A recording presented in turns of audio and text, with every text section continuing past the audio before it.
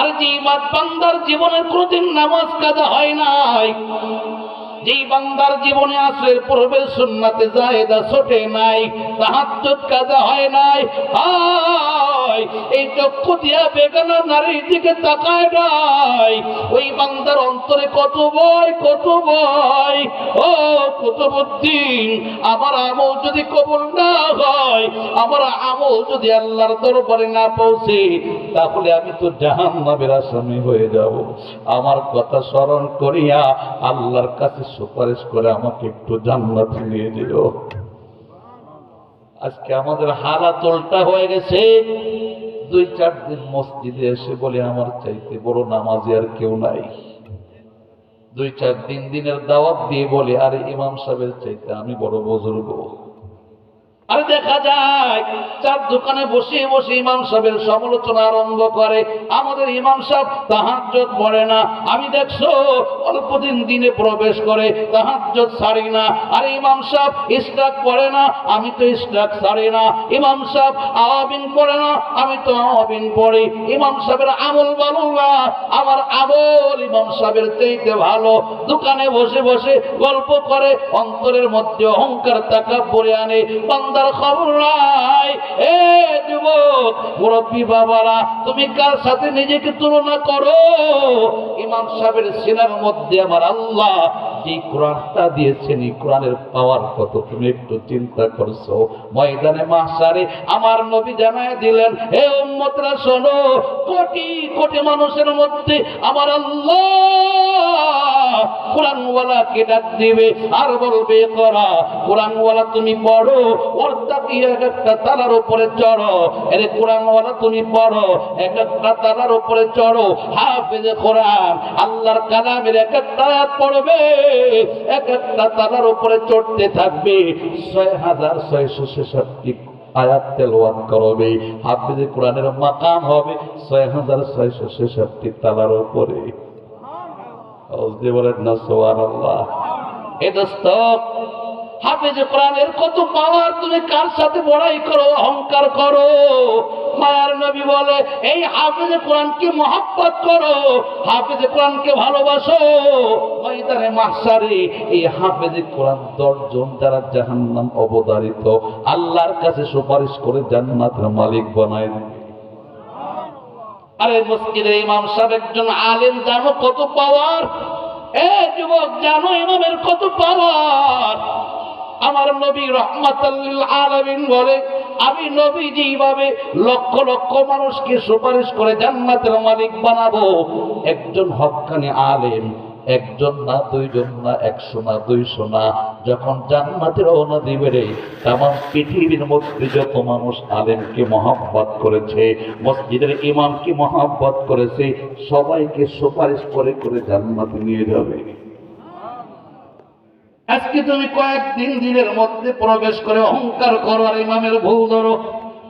নারে দোস্ত, না পা ধরে পড়ে যায়। আমল যত পারবে নিজেকে তত ছোট মনে করো না, তেমন কিছুই করতে পারি না। যা কিছু করি না জানি আমার আল্লাহর দরবারে কবুল হয় কিনা। আল্লাহর ওই চোখের পানি ছেড়ে কাঁদে আর ডাক দিয়ে বলে, ময়দানে মাহশারে আমি যদি পাকড়া হয়ে যাই, এ কুতুবউদ্দিন তুমি আল্লাহর কাছে সুপারিশ করে আমাকে জান্নাতের সঙ্গে নিয়ে যেও। কান্নাকাটি করিয়া এবার আল্লাহর জানাজার ইমামতি আরম্ভ করে দিলেন। অল্প সময়ের মধ্যে জানাজা শেষ হয়ে গেল। হাজার হাজার মানুষ চতুর্দিক দিয়ে ঘেরাও করে ফেলছি। কোন বান্দারে আজকে কুতুবউদ্দিনের জানাজার ইমামতি করলো? কার মধ্যে 4টা আমল পাওয়া গেল। জীবনে নামাজ কাজা দেয় নাই, জীবনে তাহাজ্জুদ কাজা হয় নাই, আসরের পূর্বের সুন্নাতে জায়েদা ছোটে নাই, এই চক্ষু দিয়ে বেগানা নারীর দিকে জীবনে তাকায় নাই। 4 গুণওয়ালা মানুষকে রে এক নজর তার চেহারাটা না দেখলে হবে না। হাজার হাজার মানুষ চতুর্দিক দিয়ে ঘেরাও করে রাখছি, বান্দা চেহারার দিকে চাতক পাখির মতো তাকায় রয়েছে। হায়, এ তো দেখা যায় দিল্লির সম্রাট শামসুদ্দিন আল তামাস রহমাতুল্লাহ আলাইহি। আরে দিল্লির সম্রাট শামসুদ্দিন আল তামাশ রহমাতুল্লাহ আলাইহি এত বড় রাষ্ট্র পরিচালনা করেন, নামাজ কাজা হয় না, এত বড় দায়িত্ব পালন করে, আসরের পূর্বের সুন্নাতে জায়েদা ছোটে না, এত বড় দায়িত্ব পালন করে, এত ব্যস্ত মানুষ কিন্তু তাহাজ্জুদ ছোটে না, এত বড় দায়িত্ব পালন করে, চক্ষু দিয়ে বেগানা নারীর দিকে তাকায় না। হে যুবক, কেমনে সম্ভব হলো? দিলটা আখিরাতমুখী, দুনিয়ায় হাজারো ব্যস্ততা আছে কিন্তু দিলটা আখিরাতমুখী হওয়ার কারণে নামাজ ছাড়ে না, আল্লাহর গোলামি ছাড়ে না। আজকে আমরা কেন পারি না? আমাদের দিলটা দুনিয়ামুখী, দিনরাত 24টা ঘন্টা দুনিয়া দুনিয়া দুনিয়া, যার কারণে মসজিদে আজান হয়, আমরা মসজিদে যাইতে পারি না, আসরের পূর্বের সুন্নাতে জায়েদা আমরা আদায় করতে পারি না। হায়, দুনিয়ার মহব্বত এত ঢুকা ঢুকলো রে, আখিরাতের ফিকির অন্তরের মধ্যে নাই। বেগানা নারীর দিকে আমরা তাকাই, আম্মা জানেরাও বেগানা পুরুষের দিকে তাকায়, শরীয়তের বিধান নাই, দুনিয়া অন্তরে এমন ভাবে ঢুকলো রে। আমার আল্লাহ আফসোস করে করে বলে, লাউ কানু ইয়ালামুন, এ বান্দা দুনিয়াটা খেলতামাশা ছাড়া কিছুই না। হায়, আখিরাতের জিন্দেগিটা কোনো আসল জিন্দেগি। আমি আল্লাহর দামি এই কথাটা যদি বুঝতো রে, আমার বান্দারা কতই না ভালো হইতো, বোঝে না, যার কারণে দুনিয়া দুনিয়া দুনিয়া। ময়দানে মাশারে জাহান্নামের আগুনে যখন পড়তে থাকবা, আল্লাহ ডাক দিয়ে বলবে, বান্দা যতই চিল্লাও লাভ নাই, যতই কান্নাকাটি করো লাভ নাই, জাহান্নামের আগুনের সাদা সাধন করো। যদি তুমি জাহান্নাম থেকে বাঁচতে চাও, নেক আমল প্রয়োজন ছিল, আমল নামায় নেক নাই, নেক নাই, নেক নাই। বান্দা কাঁদবে আর বলবে, আল্লাহ দুনিয়ার জমিনে তাহলে আর একটা বার পাঠাও, আর দুনিয়াদারি করব না, আর দুনিয়াদারি করব না, আর দুনিয়াদারি করব না। আল্লাহ বলবে, না রে বান্দা, একবার দুনিয়ার থেকে বিদায় নিলে রে, আর দুনিয়াতে যাওয়ার সময় হয় না। একবার দুনিয়ার থেকে বিদায় নিলে আর দুনিয়াতে যাওয়ার সুযোগ হয় না। বান্দা বলবে, আল্লাহ দুনিয়াতে যাওয়ার যদি সুযোগ না হয়, মরণ দিয়ে দাও, মরণ দিয়ে দাও, মরণ দিয়ে দাও। জাহান্নামের আযাবের চাইতে মরণটা অনেক ভালো। আল্লাহ বলবে, না রে বান্দা, না, মরণ তো একবারই হয়, দ্বিতীয়বার কারো মরণ হয় না। হে দোস্ত, তখন বুঝবি এই ময়দানের কত দাম, তখন বুঝবি একটা নেকের দাম কোটি কোটি টাকার চাইতে বেশি। এই জন্য দোস্তদেরকে পা ধরে বলি, এতদিন যা হওয়ার হয়ে গেছে, আজ থেকে প্রতিজ্ঞা করো, আগে দুনিয়া না, আগে হবে আখেরাত। আগে দুনিয়া না, আগে হবে আখেরাত। একটা ডাক আমার আল্লাহকে দিবা, আল্লাহ গুনাহ করব না, নেক ছাড়ব না।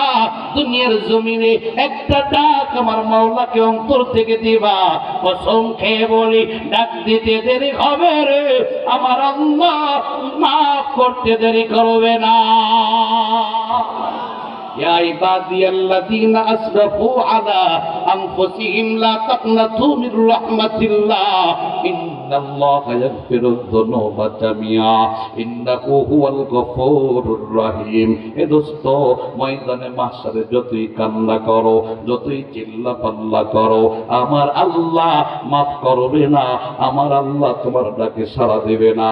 কিন্তু মরণের আগে একটা ডাক যদি ডাকার মতো ডাকতে পারো, আল্লাহ পাক বলে, উদউনি আস্তাজিব লাকুম। বান্দারে, তওবার নিয়তে একটা ডাক আমি আল্লাহকে দিবি রে, আমি আল্লাহ সাথে সাথে জবাব দিয়ে মাফ করে দিব।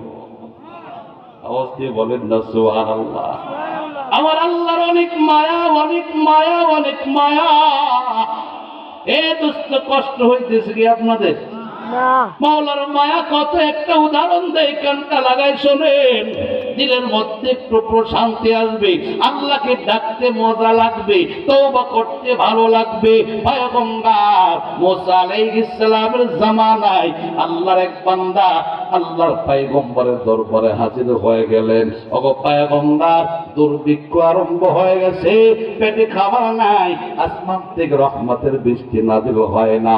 আল্লাহর কাছে একটু দোয়া করেন, আল্লাহ আসমান থেকে যেন রহমতের বৃষ্টি নাযিল করে দেয়, জমিন থেকে ফসলাদি উৎপন্ন করে দেয়। পয়গম্বর জানায় দিলেন, আমি দোয়া করলে হবে না, সবাইকে জানায় দাও, ময়দানে হাজির হবে, কান্নাকাটি করবে, তওবা করে নিবে, আর গুনাহ করবে না, নেক আমল ছাড়বে না। আল্লাহর কাছে যদি তওবা করতে পারে, আল্লাহ আসমান থেকে রহমতের বৃষ্টি নাযিল করে দিবেন। হাজার হাজার মানুষ ময়দানে জমা হয়ে গেল, কান্নার রোল পড়ে গেল। পয়গম্বর মুসা আল্লাহর কাছে দুইটা হাত বাড়ায় দিলেন, আল্লাহ, আমার উম্মতিরা কান্না করতেছে, আসমান থেকে রহমতের বৃষ্টি নাযিল করে দাও। জিবরাইল আলাইহিস সালাম চলে আসলেন। ও পয়গম্বর, আল্লাহ জানায় দিয়েছেন এই ময়দানে এমন একজন বান্দা বসা, হাজার হাজার মানুষ কান্নাকাটি করে, কিন্তু ওই বান্দাটা এখনো মস্করা করতেছে, হাসি তামাশা করতেছে, রব্বি কারীমকে ডাক দেয় না। ওই বান্দাটাকে ময়দান থেকে বের করে দাও। যতক্ষণ বের না করবা আমার আল্লাহ ততক্ষণ রহমতের বৃষ্টি নাযিল করবে না। এই যুবক ভাই কানটা লাগায় শুনবেন, অন্তর দিয়ে একটু চিন্তা করবেন, দিলের মধ্যে ধাক্কা লেগে যাবে।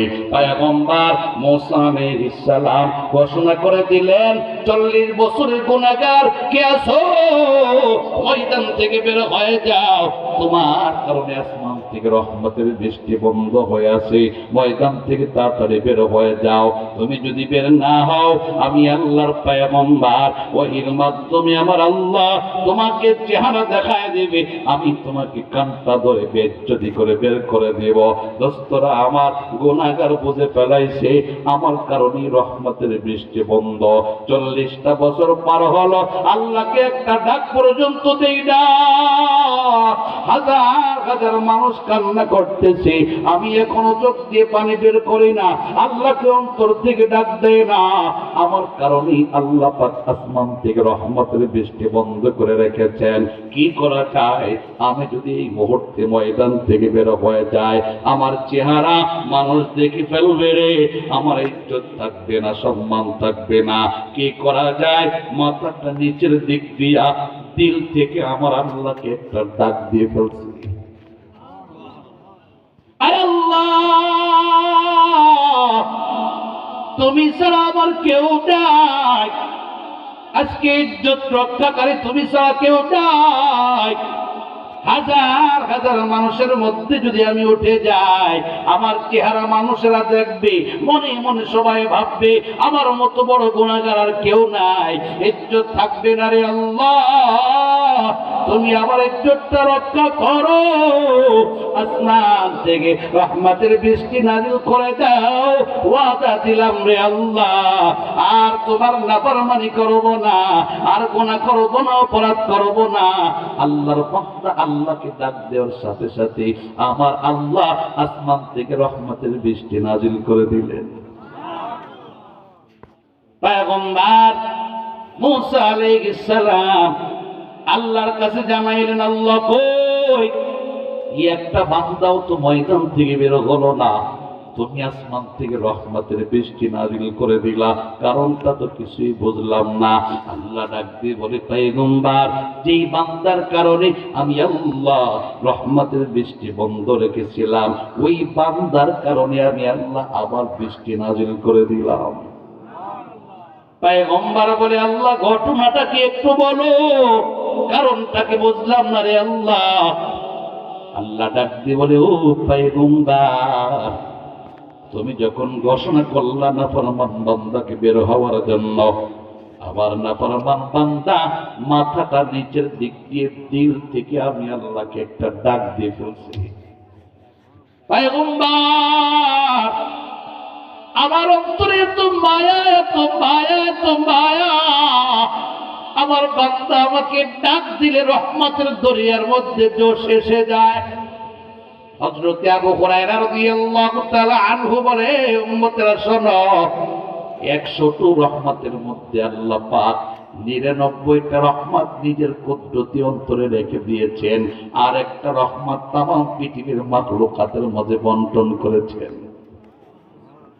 সেই একটা অংশের কিঞ্চিত মহব্বত আব্বা আম্মার অন্তরে দান করেছেন, যার কারণে সন্তান 10 বছর 20 বছর আব্বা আম্মার সাথে কথোপকথন করে না, আব্বা আম্মাকে ডাক দেয় না।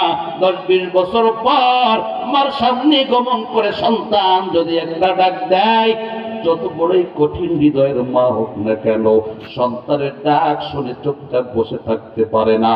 আম্মা জানের দিলটা নরম হয়ে যায়, সন্তানকে বুকে টেনে নেয়। এ দোস্ত, তাহলে আমার মাওলার কুদরতি অন্তরে 99 ভাগ মহব্বত।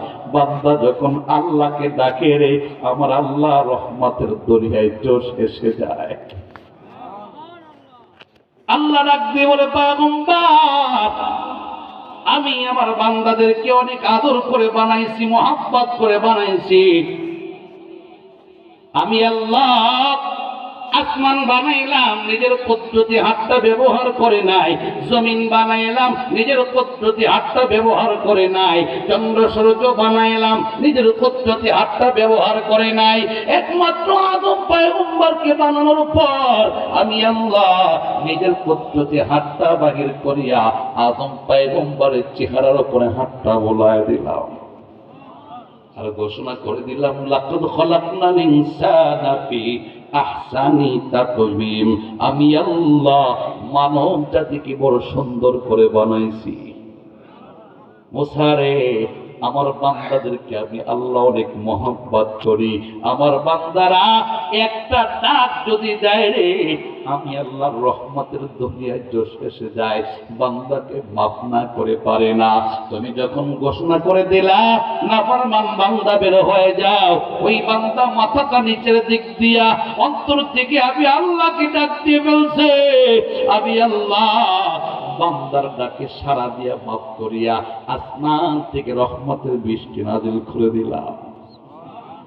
পয়গম্বর মুসা আলাইহিস সালাতু ওয়াস সালাম বলে, আল্লাহ তাহলে ওই বান্দার চেহারাটা এক নজর আমাকে দেখায় দাও, এক নজর চেহারাটা আমি দেখব। আল্লাহ ডাক দিয়ে বলে, ও পয়গম্বর, আমার বান্দা 40টা বছর আমার নাফরমানি করলো রে, আমি আল্লাহ বান্দাকে বেইজ্জতি করি নাই, তার গুনাহগুলো প্রকাশ করি নাই, গোপন রেখে দিয়েছি।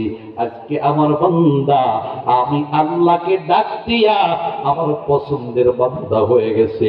এখন যদি তোমার কাছে নামটা প্রকাশ করে দেই, তুমি তার চেহারার দিকে তাকাইবা আর মনে মনে চিন্তা করবা, এই বান্দাটা নাফরমান বান্দা ছিল, 40 বছর আল্লাহর নাফরমানি করছে। আমার বান্দা তোমার দৃষ্টিতে বেইজ্জতি হবে না পয়গম্বর, আমার বান্দাটাকে আমি আল্লাহ বেইজ্জতি করতে পারবো না। কাজেই সাবধান, আর কোনো কথা বলবা না। আমি আল্লাহ আমার বান্দার নাম তোমার কাছে প্রকাশ করব না। আমার মাওলার মায়া কত! এই যুবক ভাই, আজকে সময় এসেছে, আজকে সুযোগ এসেছে, আজকের মাহফিল থেকে খাঁটি তওবা করিয়া আল্লাহকে ডাক দিবা, অন্তর থেকে আল্লাহকে ডাক দিবা রে। কসম খোদার, খাঁটি তওবার বদলাতে হে মদখোর যুবক, হে সুদখোর যুবক, কানটা লাগায় শোনো, অন্যায় করেছে অসুবিধা নাই, আমার আল্লাহ তওবার দরজা এখনো বন্ধ করে নাই। আজকের মাহফিল থেকে অন্তর থেকে আল্লাহ বলে ডাক দিবে রে, আমার আল্লাহর রহমতের দরিয়ায় তো শেষে যাবে, জীবনের সব গুনাহগুলো মাফ করে দিবে।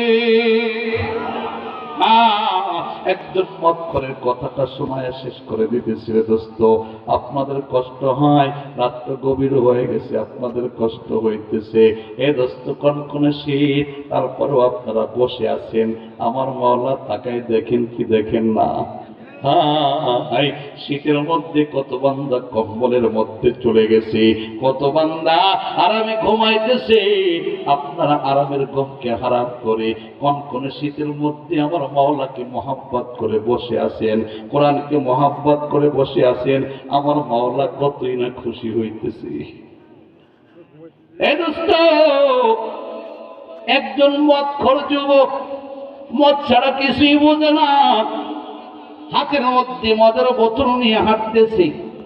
হযরতে ওমরের জামানা চলছিল, পিছনে হযরতে ওমর রাদিয়াল্লাহু তাআলা আনহু তাকায় দেখে ফেলাইছে যুবকের হাতের মধ্যে একটা মদের বোতল। এ দোস্ত, যুবকের হাতের মধ্যে একটা মদের বোতল, যুবকের পিছনে